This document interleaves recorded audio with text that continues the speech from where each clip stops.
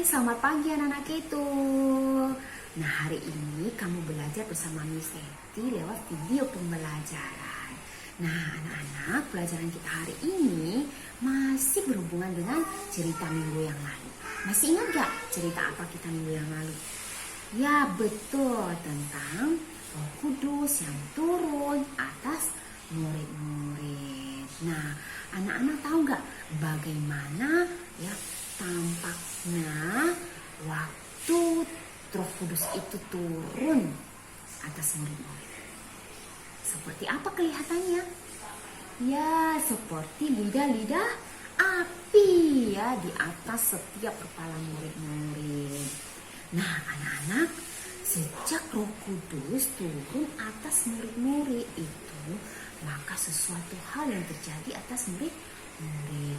Mereka bisa berbahasa yang lain, ya, yang awalnya mereka tidak tahu berbahasa itu, tapi Roh Kudus yang memampukan mereka sehingga mereka bisa menceritakan tentang perbuatan-perbuatan Tuhan Yesus yang ajaib kepada orang-orang asing ya yang belum pernah mendengar tentang Tuhan Yesus, sehingga semakin hari banyak orang yang percaya kepada Tuhan Yesus, banyak orang yang menjadi murid Tuhan Yesus. Nah, video kali ini kita mau melihat apa lagi yang dilakukan oleh murid-murid sejak Roh Kudus ada di dalam diri mereka. Ya, mereka bisa menolong orang lain, mereka bisa melakukan mujizat seperti yang Tuhan Yesus pernah lakukan ketika mereka bersama-sama. Nah, anak-anak coba perhatikan ya. Berikut ini murid Yesus, salah satu murid Yesus bernama Petrus. Dia melakukan sesuatu yang besar yang membuat orang terheran-heran. Ya, begini ceritanya.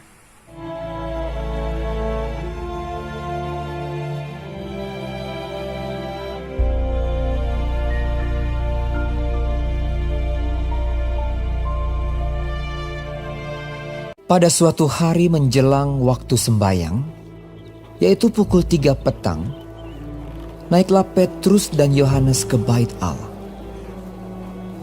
Di situ ada seorang laki-laki yang lumpuh sejak lahirnya sehingga ia harus diusung.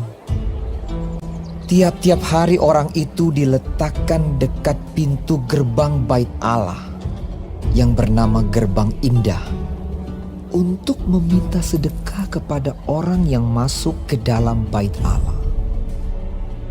Ketika orang itu melihat bahwa Petrus dan Yohanes hendak masuk ke bait Allah, ia meminta sedekah. Mereka menatap dia. Dan Petrus berkata, "Lihatlah kepada kami." lalu orang itu menatap mereka dengan harapan akan mendapat sesuatu dari mereka.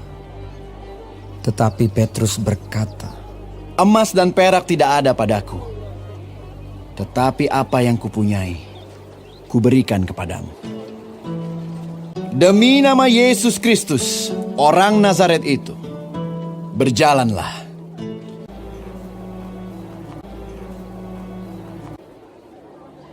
Lalu ia memegang tangan kanan orang itu dan membantu dia berdiri.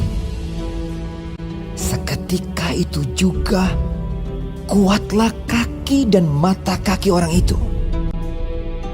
Ia melonjak berdiri lalu berjalan kian kemari, berjalan dan melompat-lompat serta memuji Allah.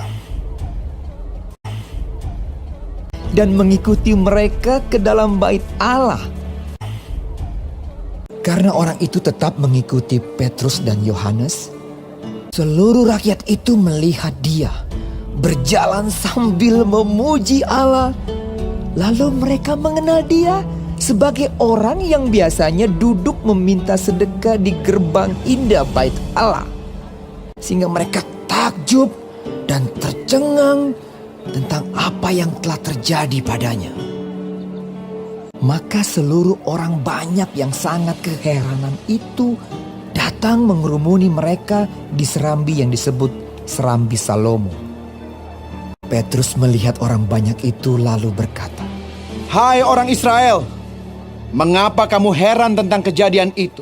Dan mengapa kamu menatap kami seolah-olah kami membuat orang ini berjalan karena kuasa atau kesalehan kami sendiri, yaitu Yesus. Dan karena kepercayaan dalam nama Yesus, maka nama itu telah menguatkan orang yang kamu lihat dan kamu kenal ini. Dan kepercayaan itu telah memberi kesembuhan kepada orang ini di depan kamu semua. Hai saudara-saudara, karena itu sadarlah dan bertobatlah supaya dosamu dihapuskan,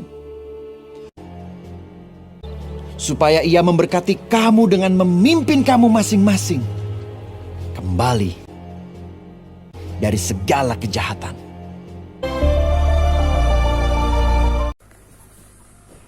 Nah, anak-anak itu sekarang waktunya kita buat kreativitas.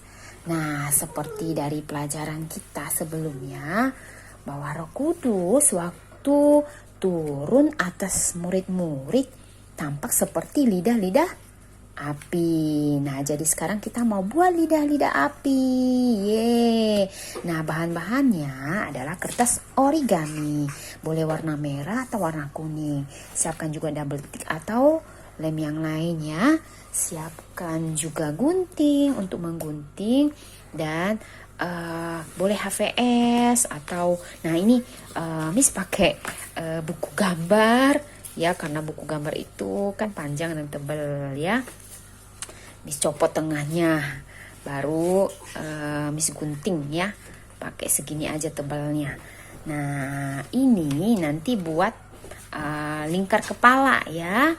Nah, jadi pertama bentuk dulu ya gambar lidah apinya di balik kertas origaminya dengan menggunakan pensil ya, pensil atau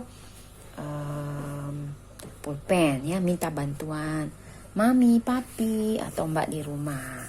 Nah, lidah api itu biasanya bentuknya bawahnya agak bulat, terus atasnya agak runcing ya, tirus. Nah, seperti ini ya. Modelnya nggak harus persis sama seperti punya Miss Teti ya.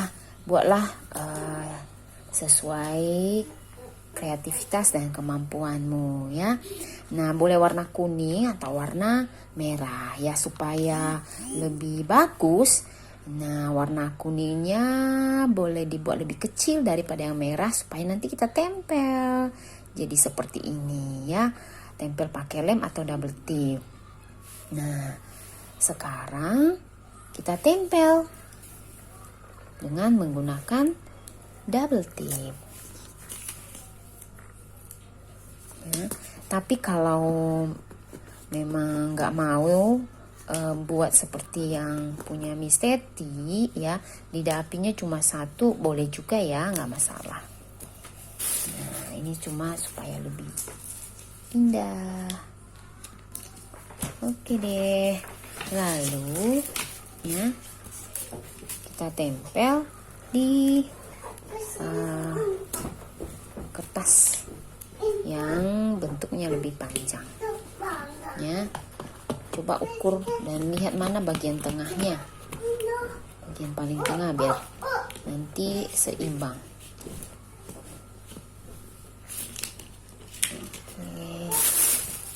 Nah, lalu kemudian tempellah lidah apinya di sana. Oke. Nah, setelah itu ya, bentuklah sesuai dengan ukuran kepalamu ya. Jadi nanti ini kita buat sebagai mahkota ya. Jadi sama seperti murid-murid waktu turun Roh Kudus, di atas kepala mereka tampak seperti lidah api ya.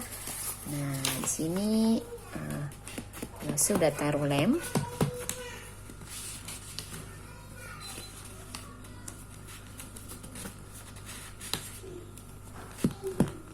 Bisa pakai double tip ya. Kamu boleh pakai lem kalau nggak punya double tip.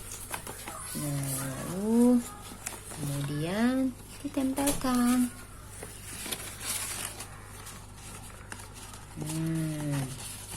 jadilah seperti ini. Lalu taruh di atas kepalanya ya, pakai jadiin topi. Nah, nanti pas kamu pakai ya, fotoin ya hasilnya. Nah, seperti ini dia. Oke, gampang kan anak-anak? Selamat mengerjakan ya. Tuhan Yesus memberkati.